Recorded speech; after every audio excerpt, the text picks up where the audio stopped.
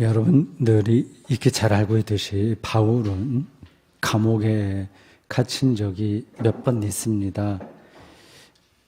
로마 법에 저촉됐다는 뜻이죠. 좀 말이 안 됩니다. 오늘 우리의 눈으로 볼 때는요. 법은 원래 정의롭게 실행되어야 하지만 실제로는 옛날이나 지금이나 그렇지 못한 경우가 적지 않습니다. 법도 사람이 다루는 것이니까 얼마든지 오용될 수 있습니다. 감옥에 갇힌 바울은 여러 교회에 편지를 썼습니다. 옥중서신이라고 하죠. 자신의 처지가 지금 처지인 만큼 당시의 로마 감옥은 아주 지금에 비할 수 없을 정도로 처절했습니다. 절실한 심정으로 편지를 썼겠죠. 그 중에 한 편이 에베소서입니다. 그 편지가 살아남아서 신약 성경에 포함되었습니다. 바울이 쓴 이 에베소 편지를 소중하게 간직했던 사람들과 상상이 되죠. 그 편지를 다시 사본 100개 쓰는 거로 만든 이들의 노력 덕분에 오늘 우리는 복음이 전파되기 시작한 그 초기, 한 50년경, 초기 기독교의 원초적인 신앙을 접할 수 있습니다. 오늘 설교 본문으로 주어진 단락, 에베소서 6장 10절에서 20절은 끝으로라는 부사로 시작합니다. 에베소서 전체의 결론이라고 할 수 있겠죠. 그 내용이 좀 비장합니다. 에베소 교인들이 좀 강해지기를 바란다 이 얘기합니다. 단순한 덕담이 아니에요. 보통 편지 끝날 때는 좀 좋게 끝나잖아요. 근데 이 끝으로 하면서 덕담 정도가 아니라 전쟁을 앞둔 군인들을 향한 부대장의 경문처럼 들립니다. 자, 일어나 싸우자, 이긴다, 화이팅하자, 그러는 거예요. 11절에서 바울은 이렇게 말합니다. 마귀의 간계를 능히 대적하기 위하여 하나님의 전신갑주를 입으라. 전투에 나설 준비를 철저하게 좀 해라 라는 이 말이 오늘 우리에게는 너무 멀리 느껴집니다. 종교의 자유가 완전히 보장되고 또 먹고 살만하고 그런 세상인 대한민국 백성인 우리는 마귀의 관계라는 표현이나 대적한다는 표현이 어울리지 않습니다. 잘 실감이 안 돼요. 그러나 제가 보기에 에베소서가 기록되던 당시나 오늘 우리가 사는 이 시대는 근본적으로는 다를 게 하나도 없습니다. 기독교는 당시나 오늘이나 2000년 역사에서 늘 전투적인 자세를 취했습니다. 교회 전체에서도 그렇고 개별 기독교인의 차원에서도 그렇습니다. 오늘 우리가 그러한 전투적인 성격을 잃었다는 말은 느슨하잖아요, 우리의 삶이요. 그 말은 교회의 본질에서 벗어났다는 증거입니다. 교회는 왜 전투적인 공동체일까요? 기독교인은 왜 전투적으로 살아야 될까요? 전투적으로 산다는 게 실제로 무슨 뜻일까요? 어디서나 싸움판 벌리고 따지고 이런 태도로 살라는 뜻일까요? 전투적으로 살기보다는 좀 잘 어울리면서 평화롭게 사는 게 더 복음적인 삶이 아닐까요? 어떻게 생각하십니까? 이런 질문에 대한 대답을 찾으려면 우선 바울이 말하는 그 전투의 대상이 누군지를 즉 전투의 본질이 무엇인지를 아는 게 중요합니다. 12절에서 분명하게 이렇게 얘기했습니다. 이 구절을 오해하는 경우도 많습니다. 그걸 제가 오늘 설명하려고 그래요. 우리의 씨름은, 그러니까 우리의 싸움은 혈과 육을 상대하는 것이 아니에요. 통치자들과 권세들과 이 어둠의 세상 주관자들과 하늘에 있는 악의 영들을 상대합니다. 알 땐 말 듯 할 겁니다. 바울은 여기서 싸워야 할 상대가 아닌 자와 그리고 상대해야 할 자를 구별했어요. 먼저 싸울 상대가 아닌 것은 혈과 육입니다. 공동번역과 새번역은 이 단어에 해당하는 헬라어를 의역으로 번역해서 인간이라고 번역했습니다. 우리가 인간과 싸우는 게 아니다 이렇게 했어요. 피와 살이 인간을 가리킨다고 본 겁니다. 맞는 이야기예요. 인간을 상대해서 싸우는 게 아니라는 말은 좀 우리에게 익숙한 거로 좀 돌려서 말해 죄는 미워하되 사람은 미워하지 말라 하고 약간 비슷합니다. 우리는 사람을 싸움의 대상으로 삼을 때가 많습니다. 사소한 문제로 누구하고 다툼이 벌어졌다가 나중엔 감정 싸움으로까지 격화돼서 그 처음 싸움이 시작한 그 문제가 해결돼도 적개심은 그대로 남습니다. 이를 극복하기가 어려워요. 앞에서 바울이 이 에베소서를 감옥에서 썼다고 말씀드렸습니다. 자기를 감옥에 넣은 사람이 있겠죠. 얼마나 밉겠어요. 하나의 예를 들면, 구체적인 예를 들면 사도행전 21장 27절 이하에 바울이 체포되는 이야기가 자세하게 나옵니다. 바울의 선교 사역이 1차, 2차, 3차 다 끝나가는 시점에 발생한 사건입니다. 바울은 예루살렘을 방문했어요. 거기 예루살렘 모교회가 있으니까요. 그 예수님의 동생 야고보도 만나야 되니까요. 또 그들에게 인정을 받아야 됐습니다. 허락을 받아야 되는 거죠. 예루살렘 성전을 방문했습니다. 마땅하죠. 디아스포라 유대인으로서 예루살렘 갈 때마다 예루살렘 성전을 방문하는 건 당연합니다. 그런데 그곳에 아시아 지역에서 온 다른 유대인들이 있었습니다. 그들도 디아스포라 유대인들이에요. 그들이 바울을 보고 사람들에게 외칩니다. 저 바울이라고 하는 작자는 유대인인데 지금도 그렇죠. 그거야 바꿀 수 있겠어요? 그런데 율법과 예루살렘 성전을 헐뜯었다. 그렇게 비난한 겁니다. 그리고 지금도 봐라. 에베소 사람을 데리고 성전에 오지 않았냐? 에베소 이방인이에요. 그렇게 말했습니다. 이런 일은 성전 모독이에요. 모독이죠. 이방인의 뜰이 아니라 더 안쪽으로 데리고 들어온 것 같습니다. 예루살렘이 발칵 뒤집혔습니다. 사람들이 바울을 끌고 성전 밖으로 나갔습니다. 죽이려고 했습니다. 이 소문을 들은 로마 군대 천부장이 급히 부하들을 끌고 현장으로 출동했습니다. 목숨이 위태로워진 치안을 유지해야 되니까요. 로마군의 이 목적은 꼭 한 가지입니다. 사회가 소란하지 않게 되는 거거든요.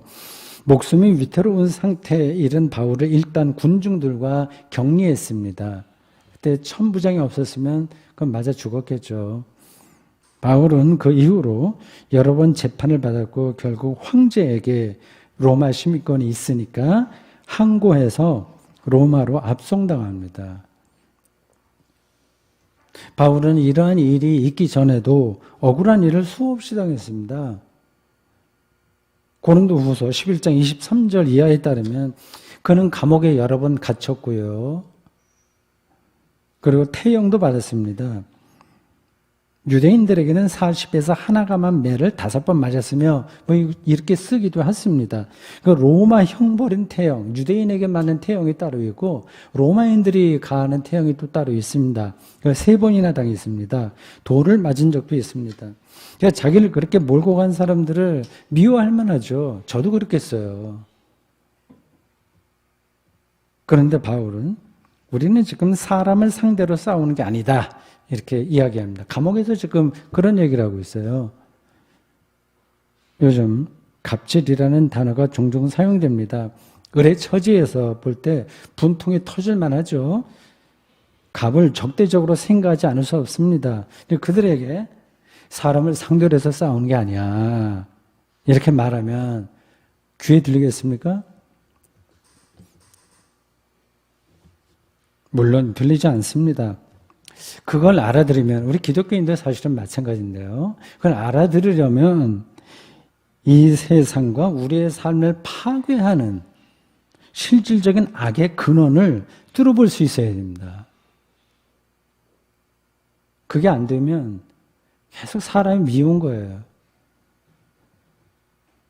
그 세력이 바로 싸워야 될 바울이 얘기하는 그 대상입니다. 바울은 이를 어둠의 세력이라고 말했어요. 그 문장이 좀 복잡합니다. 다시 11절 후반절을 읽겠습니다. 통치자들과 권세들과 이 어둠의 세상 주관자들과 하늘에 있는 악의 영들을 상대함이라. 통치자들과 권세들과 주관자들은 모두 어둠의 세상에 속한 겁니다. 그 헬라어 문장으로 읽게 되면 그게 어둠에라고 하는 게 앞에 다 붙는 걸로 수식하는 걸로 봐야 됩니다. 다 어둠에 속한 것들이에요. 이 어둠의 세력이 곧 하늘에 있는 악한 영입니다. 여기서 이 문장에서 싸워야 할 악의 특징이 2가지로 성격 규정됐습니다. 하나는 어둠이고 또 하나는 하늘입니다.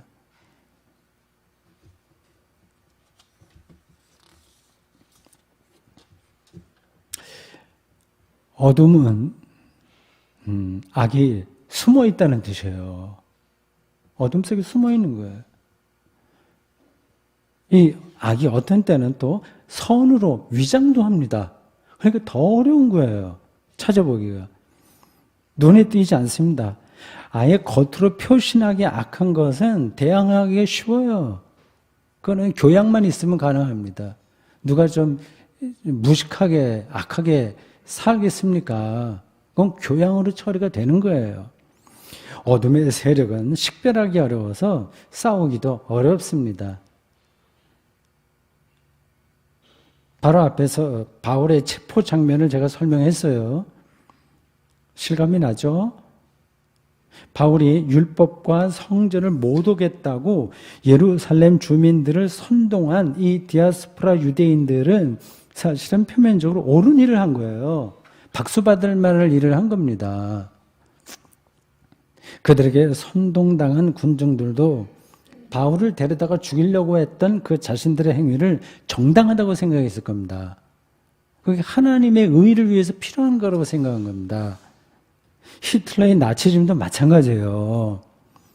지금 우리가 그들 정말 나쁘다고 하고 하는데 그 독일 사람들은 그렇게 별로 많이 생각하지 않았습니다. 자신들이 생각하는 세계 질서를 만들기 위해서 유대인과 동성애자들과 공산주의자들과 집시와 장애인들을 제거해야 된다고 그들이 생각한 겁니다. 대의를 위해서는 작은 불의는 얼마든지 행할 수 있다고 여긴 겁니다. 어둠에 숨어있는 세력입니다. 오늘날 어둠의 세력이 어떻게 숨어서 활동하는지를 잘 살펴보십시오. 잘 눈에 들어오진 않겠지만요. 우리의 일상에도 이 어둠의 세력은 아주 몰래 힘을 발휘합니다. 괜찮은 사람인 줄 알았는데 실제로는 악한 사람으로 나타나기도 하죠. 남을 돕는 직업에 종사하는 사람이 우리가 그렇게 알고 있었는데 오히려 남을 이용하는 겁니다. 더 근본적인 차원에서 보면 악과 선은 완전히 구분되지 않습니다. 완전히 선한 사람도 없고 완전히 악한 사람도 없습니다. 선과 악이 서로 교차되어 있어요.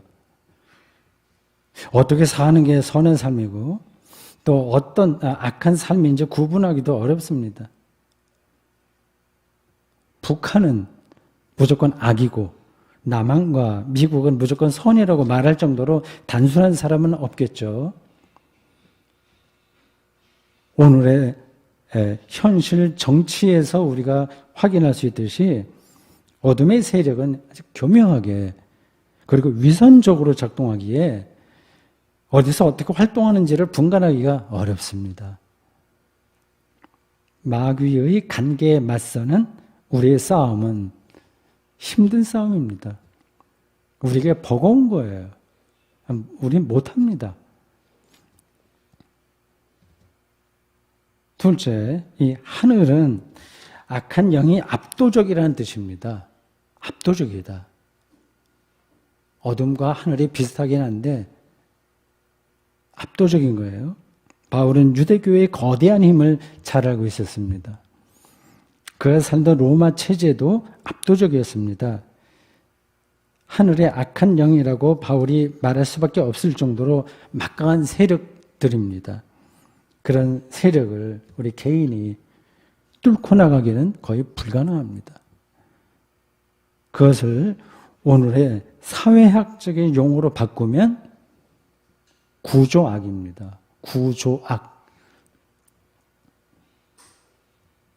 저는 자본을 숭배하게 만드는 이 자본주의야말로 오늘날의 악한 영, 즉 구조악이라고 생각합니다. 이런 구조 안에서 개인들은 빠져나올 수가 없어요. 무기력합니다. 저를 포함해서 드릴 말씀이에요. 예를 들어 여기 전인적인 교육을 실천하려는 중고등학교 교사가 있다고 합시다. 개축교회 목사로 바꿔도 되긴 하겠는데 학생들을 데리고 숲속 산책하러 나가고 예술 공연을 함께 다니고 미술관과 박물관을 방문하고 정치 사회 문제를 주제로 토론회를 개최하고 일주일에 한 번은 전문가를 초청하여 악기를 가르치거나 노래를 가르치고 함께 부르고 또 철학과 문학 강연을 열고 싶습니다. 그런 선생이 있다고 합시다. 육체와 정신과 감정 발달에서 가장 예민한 시절을 사는 그 10대들에게 삶의 신비와 경외를 느끼게 해주고 싶은 겁니다. 학교 당국과 학부모들은 그런 교사를 반기지 않을 겁니다. 당신 선생, 김 선생, 이 선생 꿈은 야무져서 좋지만 비현실적이라고 여기고요. 옆에서 뜯어 말릴 겁니다. 21세기 대한민국에 사는 많은 사람들은 이 구조악, 교육도 사실은 구조의 문제니까요. 구조악에 압도되어서 선하게 치장되기도 하는데 소모품처럼 삶을 영위한다고 해도 틀리지 않습니다. 하늘의 악한 영이 우리의 삶을 아주 완벽하게 지배한다는 증거입니다. 거미줄에 잡힌 곤충과 비슷합니다. 이게 눈에 들어오는 분도 있고 강 건너 불러 느끼는 분들도 계시겠죠.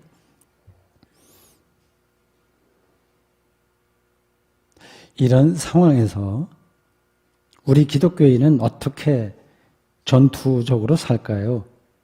우리가 싸워서 이길 수 있을까요? 어둠의 세력과 악한 영, 구조악과 싸워서 이길 수 있을까요? 이 싸움을 통해서 완전한 행복에 이를 수 있을까요? 누가 여기에 딱 들어맞는 대답을 할 수 있겠습니까? 저도 이렇게 우리의 실존이 이렇다고 하는 걸 말씀드릴 뿐이지 뾰족한 답을 말씀드리기 힘듭니다. 저는 바울의 충고와 가르침을 여러분들에게 제가 알고 있는 것만큼 전할 뿐입니다. 바울은 에베소 교인들에게 이러한 힘든 싸움을 앞두고 완전 무장해라 이렇게 말합니다. 우리말 성경은 전신갑주를 입으라고 11절과 13절에서 반복했어요. 전신갑주를 가리키는 헬라어 파노플리아스는 완전한 갑옷 뭐 그런 뜻입니다. 이제 완전 무장이라고 번역하면 됩니다. 어둠의 세력인 하늘의 악한 영을 대항하는 싸움이 어렵기에 적당하게 무장해서는 곤란합니다. 그럼 지는 거죠. 14절에서 17절까지 바울은 이 완전 무장을 문학적으로 표현했어요. 많이 들었던 구절일 겁니다. 진리의 허리띠, 정의의 가슴막이, 평화의 복음을 전하는 신발, 악한 자의 불화살을 막아낼 수 있는 믿음의 방패, 구원의 투구, 하나님의 말씀인 성령의 검이 필요하다고 했습니다. 어마어마한 이야기예요. 대충 우리가 이해할 수 있는 내용도 있고 뭔지 알아듣기 힘들다 어려운 내용도 있습니다. 그냥 말 그대로 신앙적인 완전 무장이라고 할 수 있습니다. 빈틈이 없는 거죠. 이런 완전 무장이 일반 기독교인에게는 가능하지 않습니다. 이런 구절들을 읽을 때마다 좀 움츠러드시죠? 나는 너무 거리가 먼데 그런 생각이 들 겁니다. 그건 어쩔 수 없어요. 출가 수도승이나 신학자나 선교사 또는 목회자 같은 교회 지도자들에게 그것도 부분적으로나 어울리는 듯이 보이는 내용들입니다. 이거 완전하게 갖춘 사람은 아무도 없어요. 일반 신자들은 일상을 살아내는 일만으로도 벅차요. 그렇다고 해서 바울이 교회 지도자들에게만 이런 완전 무장을 요구했다고 보면 곤란합니다. 교회 지도자들을 포함한 에베소 교회 전체, 에베소 교회 전체를 향한 말씀입니다. 개별 기독교인은 이런 완전 무장을 할 수 없으나 공동체로서의 교회는 악한 세력에 저항하기 위해서 완전 무장을 해야 하고 의지만 있으면 할 수도 있습니다.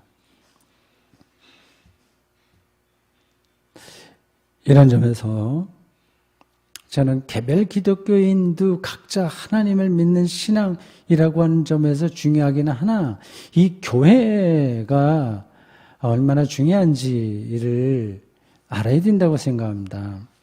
교부 시대부터 규정된 교회의 4가지 본질이 있어요. 사도신경에도 나옵니다. 우리가 고백하는 사도신경에는 거룩한 공교회라고 했습니다. 그걸 믿는다고 했어요. 그리고 니케아 신조는 이를 더 세분화해서 말합니다. 매월 첫 주일에 우리가 니케아 신조로 고백하죠. 우리는 하나이고 거룩하며 보편적이고 사도적인 교회를 믿습니다. 여러분들 생각 없이 암송하실 텐데 초기 기독교부터 이 신앙과 이 교회의 이 성격이 이 관계가 얼마나 중요한지를 이렇게 신앙 고백으로 묶어낸 겁니다. 교회의 단일성, 거룩성, 보편성, 사도성입니다. 이런 특징을 그냥 하나로 정리한다면 교회의 공공성이에요. 공공성. 오늘날 사기업처럼 돌아가는 한국의 개신교의 모습과 반대라고 생각하면 됩니다. 자본주의 구조가 한국 교회처럼 철저하게 자리 잡은 분야도 찾기 힘듭니다. 그럼 부끄러운 모습이죠. 교회가 어떤 때는 영리를 목적으로 하는 자영업체처럼 비칩니다. 어느 교회는 너무 크고 또 대박이 나고 어떤 교회는 또 너무 작습니다. 교회 상호간 연대감도 턱없이 부족합니다. 뭐 노회나 총회가 있다고 해봤자 그것도 정치적인 거지 실질적인 연대감은 없습니다. 목사의 이중직 문제가 불거진 지 오래되었어요. 미자립교회 목회자들의 일용할 양식을 위해서 세속직업도 허락하자고 하는 주장입니다. 뭐 택배나 대리기사 혹은 학원차 기사 이런 일들을 하는 미자립교회 목회자들이 제법 됩니다. 지금 저는 목회자의 노동을 잘못이라고 말하는 게 아니라 한국교회의 공공성 문제를 말씀드리는 겁니다. 이게 무너진 겁니다. 로마 가톨릭 교회는 교구 차원에서 이런 문제를 해결합니다. 한국교회도 노회나 총회에서 접근하면 얼마든지 해결할 수 있지만 개교회주의가 만연하게 이 사도신경과 니케아 신조 때부터 내려온 이 교회 공공성 이것과 반대되는 개교회주의가 만연하기에 해결의 실마리가 보이지 않습니다. 이런 것들을 진지하게 생각하는 일반 신자들도 별로 없고요. 이런 교회 현실에서 바울이 말하는 영적인 완전 무장은 요원한 주장입니다. 될 수가 없어요. 그럴 필요성도 느끼지 못합니다. 어둠의 세력과 하늘의 악한 영과 싸울 능력이 없으니 교회가 자기들끼리 영역 싸움에 몰두합니다.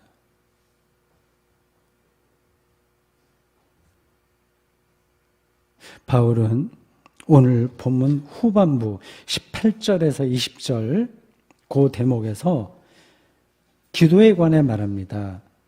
어둠의 세력과 싸운다거나 완전 무장해야 한다는 전반부의 심각한 내용과 좀 결이 달라 보이죠? 그러나 같은 이야기입니다. 숨어서 압도적인 힘으로 세상을 통치하는 악한 영과 투쟁하려면 교회의 공공성이 확보되어야 됩니다. 그 공공성의 본질이 바로 기도에서 출발합니다. 18절 말씀이에요. 모든 기도와 간구를 하되 항상 성령 안에서 기도하고 이를 위하여 깨어 구하기를 항상 힘쓰며 여러 성도를 위하여 구하라. 19절과 20절도 같은 비슷한 내용입니다. 이를 한 단어로 묶으면 중보기도입니다. 좀 중보기도해라. 자기가 아니라 다른 이들을 위한 기도를 가리킵니다. 다른 이들을 위해서 기도할 줄 안다면 당연히 교회에 속한 모든 이들이 하나라는 사실을 알고 있을 겁니다. 아주 초대형 교회 장로 이런 분들이 대피 기도할 때 우리 한국에 있는 미자립 교회에서 애쓰고 있는 젊은 교육자들이 그 초심을 잃지 않고 일을 사명을 잘 감당하게 해달라는 기도를 드릴 수 있다면 그런 구체적으로 자신들의 그 헌금을 그런 쪽으로 쓰지 않겠습니까?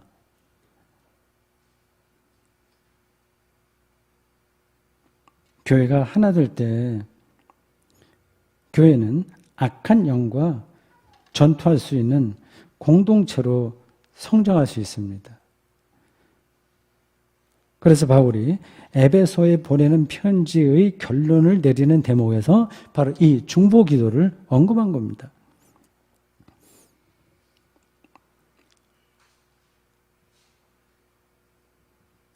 교회가 어떻게 이 세대를 분별할 줄 아는 신학자를 배출해야 하고 교회의 분열을 극복할 것인지 그리고 자본주의 체제를 바꾸는 전투를 치열하게 펼칠 것인지를 생각하기에는 개별 기독교인들의 먹고 사는 문제가 너무 큽니다. 개인으로는 불가능합니다. 어떻게 해야 될까요? 이 문제를 단칼에 해결할 수는 없습니다. 이런 문제에 눈을 뜨는 신자들이 늘어나면 한국에 교회가 개혁될 것이고 줄어들면 위축될 겁니다. 한국교회 전체를 놓고 보면 후자의 가능성이 더 큽니다. 물론 깨어있는 시민이라는 말처럼 깨어있는 기독교인도 있긴 있습니다. 성령께서 선하게 인도해 주시기를 우리가 기도할 뿐입니다. 저도 뭐 어떻게 이 문제를 해결할지 방법은 모릅니다. 설교를 마치면서 교회의 두 가지 신학적 성격을 간략하게 설명하겠습니다. 오늘 설교를 여러분들이 정리해서 듣는 데 도움이 될 겁니다. 신학적으로 교회는 보이는 교회와 보이지 않는 교회로 구분됩니다. 보이는 교회는 지금 구체적으로 지금 우리가 모이듯이 실제적으로 누구? 김집사, 이집사, 박아무개 이렇게 모이듯이 이런 조직으로서의 교회를 가리킵니다. 완전하지가 못해요. 공격도 받습니다. 그래서 이 보이는 교회를 전투적인 교회라고 합니다. 아직 싸워야 될 교회, 운명에 있는 겁니다. 우리의 실존은 구체적인 보이는 교회의 실존은 싸움입니다. 보이지 않는 교회는 삼위일체 하나님께서 통치하는 완전한 교회입니다. 그래서 이 교회를 이미 승리한 교회라고 얘기합니다. 승리한 교회. 우리 기독교인은 이 두 교회 사이에서 긴장하고 삽니다.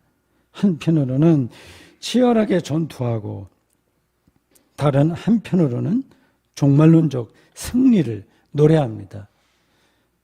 이미 승리한 교회를 희망하고 기다리면서 전투적인 교회에 몸을 담고 있습니다.